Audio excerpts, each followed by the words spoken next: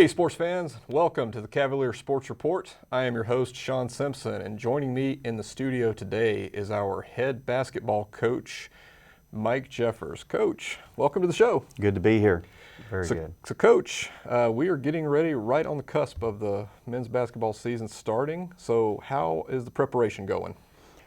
Guys been working pretty hard. I mean, we got here in August, started school, and they immediately jumped in with Coach Morley in our conditioning program and started official practice on October 1st, and been rocking and rolling since then. Guys have been really working hard, and a couple scrimmages, and they're kind of rolling into shape. But a lot of new players. Yeah. Now I know that the team was without your leadership last year. So how is it being back at the helm? Yeah, it's a little different because physically I'm in a different place than I was last year. Recovered pretty good.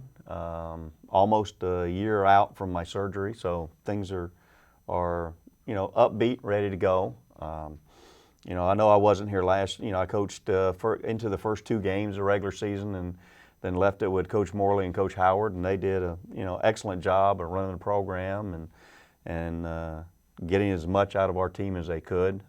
We only returned two guys from that team, and Denzel Wright and Warren Speck. So it's like, for me, I got a whole new team. I got 12 new players this year. Well, sure. So that's what I was going to ask you. You do have a really young team, and how do you go about recruiting to pull in? I mean, you got to pull in so many young guys. You got to go out there and find guys that can come in and contribute right away. What do you go out and look for? Yeah. Well, I mean, that's at this level, that's junior college basketball. New team every year. A lot of times, 7, 8, maybe 10 new players in certain years, depending on how many guys you got coming back. I mean, we were fortunate that we had Roy Clater and Justin Meyer sitting out redshirting last year. Max Van Vleck also got, some playing time last year. So, we've got 5 or 6 guys that actually were here, 5 or 6 new guys. But that's kind of what we do at this level, is new team every year. I mean, because everybody says, oh, you got them for 2 years. Well, you've only got a certain group for 2 years. Right. And you've got a new team every year, because even, successful as Denzel and Warren were last year as individual players, they've got 10 new teammates. So things they did last year might be their expectations for them probably a lot different this year, and what role they may have to play. Right.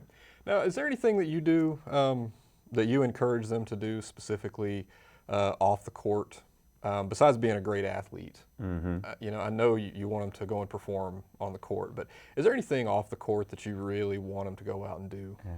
Well, one thing that we talk about is the process, the daily process of getting up, going to class, doing your best, coming to practice, prepared every day, to try to get them to learn to trust in that process.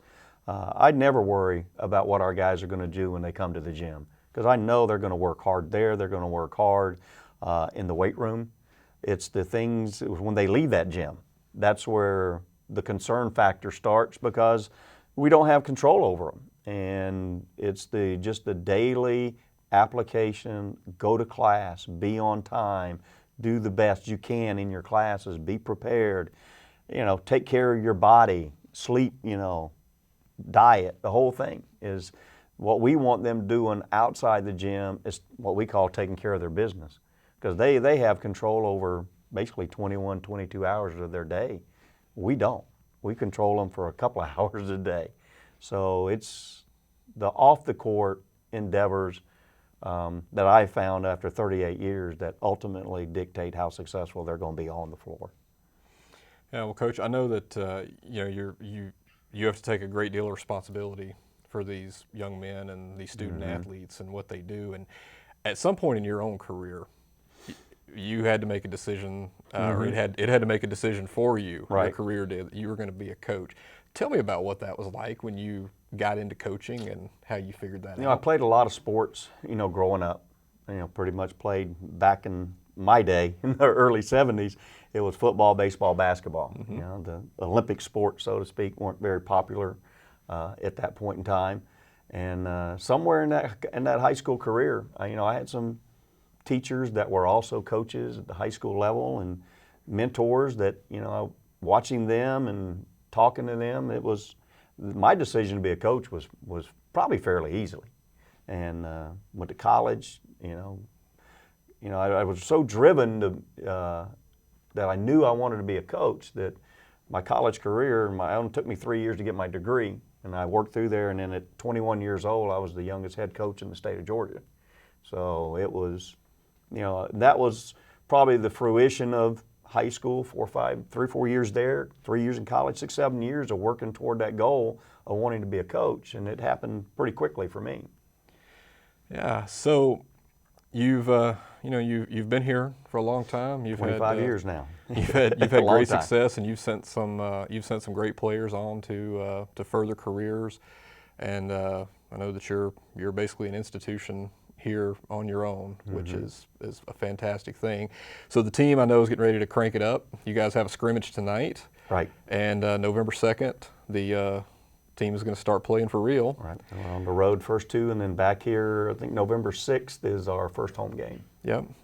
So tell me, this is something I love to ask all the coaches because everybody has some different little twist on it. And that is, what is you as a coach? What do you do either in that last little bit of time before you send the guys out to take the court, or that last little bit of time on the bus or in the locker room to focus the guys and get them ready to go out there and play, or get them pumped up to go out and play? No real, and it varies game by game as far as pregame preparation and your opponent and who you're playing, is that we still talk about the process. That, our work as coaches, my time is practice. That's my time. Game time is the player's time. That's their time.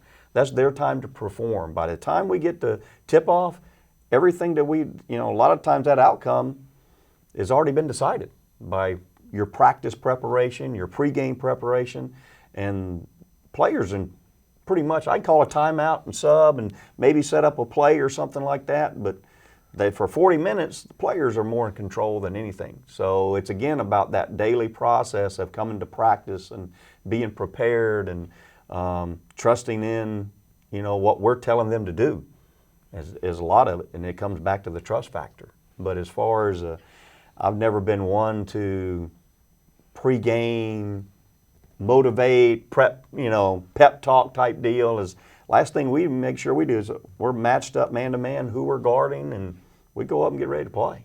All right. Well, Coach, we are excited to see what the Cavaliers go out and do this year, and we so appreciate you coming in today. Appreciate and it. Glad to be here. Can't wait to see you guys on the court. Yeah, thanks. All right. So that's it for today. So on behalf of the whole JCAV team, I'd like to thank Coach Mike Jeffers for coming in. I'm Shawn Simpson, and this has been your Cavalier Sports Report.